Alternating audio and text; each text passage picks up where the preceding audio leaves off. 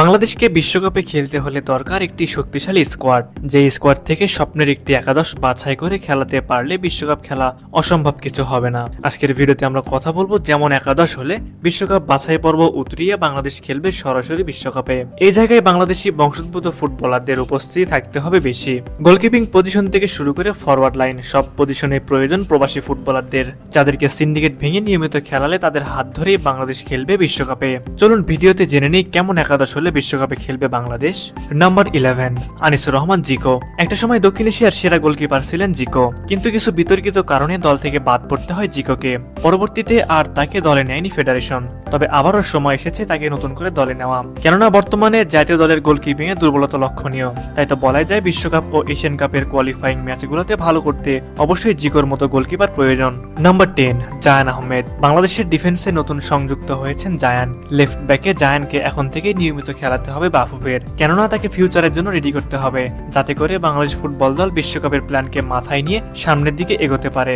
Number 9, Ikramul কাশপার হক। Russian মা ও বাংলাদেশি বাবার সন্তান ইকরামুল বর্তমানে ইংল্যান্ডের একটি ক্লাবে খেলছেন। তার খেলার ধরন শক্তিশালী ডিফেন্ডিং ও আক্রমণাত্মক মনোভাব ইতিমধ্যে অনেকে নজর কেড়েছে। ফিউচারে জাতীয় দলের হয়ে ইকরামুলকে নিয়মিত খেলাতে হবে। নাম্বার 8, তোফায়েল তানিম। তোফায়েল তানিম ইতিমধ্যে বাংলাদেশের পাসপোর্ট হাতে পেয়ে গেছেন, তাই তো ফেডারেশনের উচিত আর দেরি না করে খুব শীঘ্রই তাকে জাতীয় দলে নেওয়া দরকার। নাম্বার 7, তারিক কাজী। তারিক কাজী বাংলাদেশের একজন আন্ডাররেটেড ফুটবলার, জাতীয় দলে তার অবদান লক্ষণীয়, সুতরাং বোঝাই যাচ্ছে এই ফিনীয় ফুটবলারকে নিয়ে এগোতে হবে বাংলাদেশের।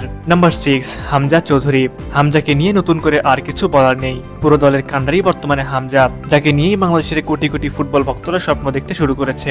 Number 5, Cuba Mitchell.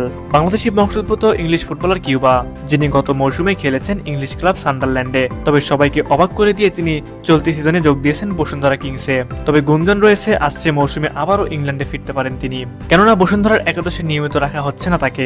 Number 4, Samit সোম। বাংলাদেশের অ্যাটাকিং মিডফিল্ডে সমিত সোম হবেন কার্যকরী অপশন। মিডফিল্ড থেকে ফরওয়ার্ডদের জন্য নিয়মিত বল সাপ্লাই দিবেন সমিত। কানাডা থেকে আসা এই ফুটবলার এরই মাঝে জাতীয় দলে দেখিয়েছেন তার চমক। নাম্বার 3, ফাহমিদুল ইসলাম। ইতালি থেকে আসা ফাহমিদ এরই মাঝে জাতীয় দলে তার জায়গা পাকা করে নিয়েছেন। ফিউচার প্ল্যানে ফাহমিদকে নিয়ে এগোচ্ছে ফেডারেশন। বাংলাদেশের পরবর্তী বিশ্বকাপ বাছাই ও এশিয়ান কাপের বাছাই ভালো কিছু করতে হলে অবশ্যই ফাহমিদের মতো উইঙ্গারকে প্রয়োজন। নাম্বার 2, রিকুতো হাশিমাতো। বাংলাদেশি বংশোদ্ভূত জাপানি ফুটবলার রিকুতো খেলেন মিডফিল্ড ও উইং পজিশনে। রাইট উইং এ রিকুতোর গতি সবাই জানে, সুতরাং বলাই যায় যে উইং এ এমন গতিসম্পন্ন ফুটবলারকে অবশ্যই প্রয়োজন। নাম্বার 1, ট্রেভর ইসলাম। ট্রেভর ইসলাম মূলত বাংলাদেশের পরবর্তী স্ট্রাইকার হতে চলেছেন। তার গোল করার ক্ষুধা দেখলে আপনারা বুঝতে পারবেন ট্রেভরকে কেন প্রয়োজন জাতীয় দলে। এই জায়গায় আমরা জায়ান হাকিমকে নিয়েও কথা বলতে পারি। জায়ান হাকিমকেও হয়তো খুব শিগগিরই আমরা ন্যাশনাল টিমে দেখতে পারবো। সুতরাং বলাই যায় যে বাংলাদেশের বিশ্বকাপে খেলতে হলে অবশ্যই এই একাদশ লাগবেই, তাছাড়া হয়তো সম্ভব নয়।